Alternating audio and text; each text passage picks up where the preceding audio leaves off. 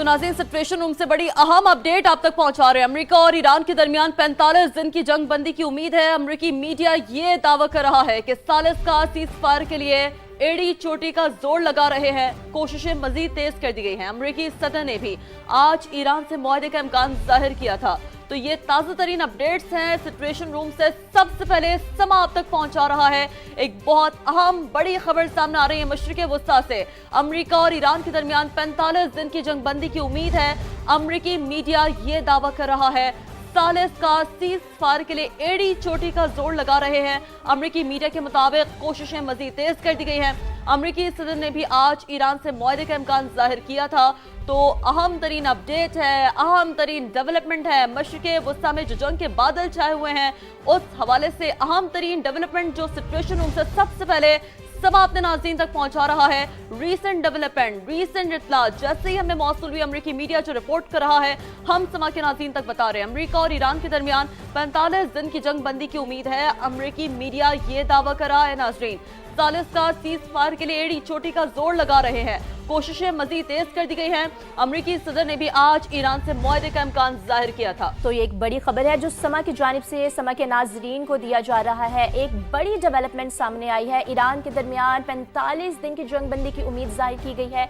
अमेरिकी मीडिया ने यह दावा किया है कि सालिस्का सीज फायर के लिए एड़ी चोटी का जोर लगा रहे हैं। कोशिशें मजीद तेज कर दी गई हैं। अमेरिकी सदर ने भी आज ईरान से मुआहदे का इम्कान जाहिर किया था। तो ये ताज़ा तरीन अपडेट है, ताज़ा तरीन सूरत हाल है खित्ते में जो जंग है, जो कशीदगी फैली हुई है। बिल्कुल, तो मजमूई तौर पर जो ये रीसेंट डेवलपमेंट है, रीसेंट सिचुएशन है, वो हमने आप तक पहुंचाई है। अब मजमूई तौर पर जो कुछ हो रहा है वो भी हम आपको बता रहे हैं। लेकिन मशरिक़ वस्ता में जारी तमाम तर सूरत हाल पर बात करने के लिए हमें ज्वाइन किया है तज्ज़िकार आबिद लतीफ़ साहब। आबिद साहब बहुत शुक्रिया, बहुत शुक्रिया, वेरी गुड मॉर्निंग। सर, अमरीकी सदर ने तो उल्टी गिनती शुरू कर दी है। अमरीकी निकात पर ईरान ने हाँ में ना गर्दन में हिलाई है। तो यकीनी तौर पर हम देख रहे हैं कि उनकी जानिब से जो एक सामने आया है रद्द अमल, वो कुछ ज्यादा हौसला अफजा तो नहीं दिख रहा। मुआहदा ना किया तो ट्रंप कहते हैं ईरान पर क़यामत टूट पड़ेगी। कहा जाता देख रहे हैं कि इस जंग को आप की नज़र में जंग के शोले मजीद किन मुल्कों को मुतासर कर सकते हैं? आप मजबूरी तौर पर सिचुएशन को कैसे एनालाइज करेंगे आबिद साहब? असल में जो दो पर्सनैलिटीज हैं जी, वो इस पूरे कॉन्फ्लिक्ट को ड्राइव कर रही हैं। एक सामने है ट्रंप साहब की और एक उसके पीछे है नेतन्याहू की। और दोनों ही जो हैं वो इस तरह की पर्सनैलिटीज हैं कि जिन जिन जिन जिन जिनसे कोई रैशनल, कोई बैलेंस रवैया आप एक्सपेक्ट नहीं कर सकते। नेतन्याहू जो है उसका तो जो टारगेट है वो है यही कि जो मुस्लिम वर्ल्ड है, पर्टिकुलरली जो अरब वर्ल्ड है और जो उसके साथ जो उसके स्फेयर में आती है, स्फेयर ऑफ इन्फ्लुएंस के अंदर, वो सारे के सारे ऐसे मुल्कों के जो बिल्कुल सिक्योरिटी वाइज बिनाइन कर दिया जाए, जिनकी कोई भी potency to retaliate, to challenge या किसी भी तरह से जो जोग्राफिकली भी वो इसराइल के ऊपर कोई भी किसी भी तरह का जो इन्फ्लुएंस है या किसी भी तरह की जो आप कह लीजिए कि जो इफेक्ट है वो उसको बिल्कुल जोग्राफिकली भी, फिजिकली भी, सोशली भी, इकोनॉमिकली भी, मिलिटरीली भी उसको बिल्कुल खत्म कर दिया। उसका तो ये टारगेट है। और वो ट्रंप साहब जो हैं वो आई थिंक इजराइल के हाथों, इजरायली लॉबी के हाथों वो बिल्कुल यरगमाल बने हुए। जिस तरह से आप इस पूरी सिचुएशन को एनालाइज कर रहे हैं, अमेरिका खुदा न ख्वास्ता ईरान के जौहरी तनसीबात, बिजली घरों, वाटर प्लांट्स को अगर निशाना बनाता है तो एटमी तबकारी का खदशा है। आप नहीं समझते कि दीगर आलमी ताकतों को आगे आना चाहिए? मतलब कि कोई तो अमेरिका को रोके, वरना ये तीसरी आलमी जंग नहीं छिड़ जाएगी? जी बिल्कुल। अगर वो जो स्पेशली जो बशर का एटॉमिक प्लांट है ईरान का, अगर उसको अटैक किया जाता है तो डेफिनेटली जो कहा भी जा रहा है, और आपको पता है वहाँ पे बहुत सारे रशियंस काम करते हैं, रशियन इंजीनियर्स, रशियन साइंटिस्ट, और रशिया ने उनको वहाँ से एक्सट्रिकेट करवाना शुरू कर दिया है। क्योंकि उसके अगर ऐसा किया तो एक उसके रेडिएशन जो है वो कम से कम, जो कहा यह जा रहा है, जो एक्सपर्ट्स ये कह रहे हैं कि वो 200 स्क्वायर किलोमीटर तक हो सकती है। 200 स्क्वायर मीटर्स मीन वो ऑलरेडी कोस्टल एरिया पे है। तो ये जो गल्फ स्टेट हैं ये तो सारी की सारी सऊदी अरब का इलाका ये तो उससे इफेक्ट हो जाएगा, एंड दिस साइड भी, ये इवन स्टेट ऑफ हॉर्मज़ और उससे बियॉन्ड भी।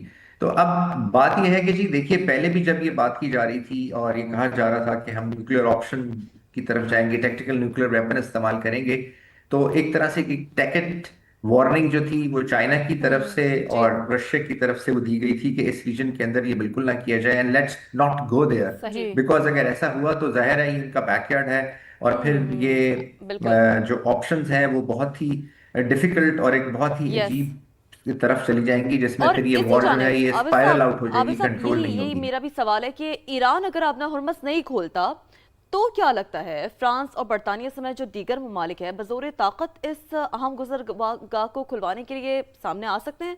अब साथ साथ ये भी एड ऑन कर लीजिएगा इस सवाल के साथ कि फिर जो जियोपॉलिटिकल और स्ट्रैटेजिकल सिचुएशन है आपकी नजर में किस कदर संगीन हो सकती है आगे चलकर आबिद साहब? कतर और सऊदी अरब के साथ अब ये दोनों कंट्रीज जो हैं ये मैं समझता हूँ कि इनकी एक तरह से ईरान के साथ जो है वो एनिमिटी या जो उसका जो रिस्पॉन्स है ईरान का वो उस तरह का नहीं होगा इनके इतना अगेंस्ट। लेकिन इन तीन मुल्कों की जो इंस्टॉलेशंस हैं उनको वेट करेगा, उसके बाद जो एनर्जी है और अवेलेबिलिटी ऑफ वाटर है वो इस रीजन से बिल्कुल खत्म हो जाएगा, क्योंकि ये रीजन एक आर्टिफिशियल कंस्ट्रक्ट है। इस रीजन के अंदर आपको पता है पीने का पानी नहीं है, एनर्जी नहीं है, बेसिकली तो रेगिस्तान है। जब ये चीजें यहाँ से खत्म हो जाएंगी तो सर्वाइवल इतने सारे लोगों का, और फिर इससे रिलेटेड इससे लिंक्ड जो एनर्जी सप्लाई है पूरी दुनिया की, वो स्टेट ऑफ हॉर्मज से खाली 20% जो है वो एनर्जी नहीं जाती जी। स्टेट ऑफ हॉर्मज से तकरीबन जिसका इफेक्ट है पूरी दुनिया में वो 60 to 80% एनर्जी और उससे रिलेटेड एफिलिएटेड जो चीजें हैं, प्रोडक्ट्स हैं, वो यहाँ से जाती हैं।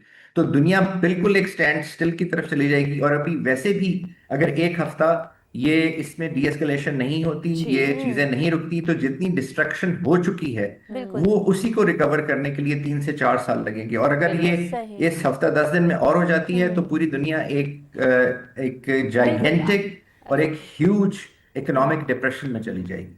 बिल्कुल दुरुस्त आबिद साहब, जिस तरह आप ये रिकवरी की बात करते हैं और इस तमाम तर तनाज़े में अरब और दीगर खलीजी मुल्कों का किरदार कैसे देखते हैं आप, क्योंकि उनकी तरफ से मज़ीद इक़दामात की ज़रूरत है, तो आपको क्या लगता है कि अमेरिका के बड़े इत्तेहादी हैं?